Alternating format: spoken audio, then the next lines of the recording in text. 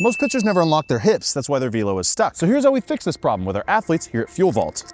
Let's be real, you probably think I'm not talking about your hips till you try these exercises and realize I was talking about your hip. First off, you gotta start with the GOAT 90-90s. If you're not doing them, what are you doing? I mean, I think every single professional pitcher uses them. We have a whole entire video explaining it. Scroll a little bit, find it. I'm not gonna talk about it here. Let's move on to the second exercise. You're gonna go from that 90-90 to a clamshell. Now in every exercise, I want you to think about why you're doing them, because in this one, it's not just about your abductor strength, it's about being strong in the float phase of your motion. Because if you start to collapse instead of holding your load, you're just not going to be able to hold and explode when you need to. And honestly, if you're a guy that collapses, just doing these two exercises might gain you 3 to 5 miles an hour. And it just took 30 seconds of your time to watch that part of the video. But 2 exercises aren't gonna take you to 100. Because it's great that you have the mobility and that you're activated, but you need to start exploding when you're stacking your entire torso and standing up. And this is where the mini band drop and drives kill. And be especially sure not to just like come up early, but to stay down through the entire motion and then come up once your second foot has hit. And if you're sitting here like, bro, I already work hard and I don't see these exercises translate to the mound, so I don't know why I need to implement these. Well,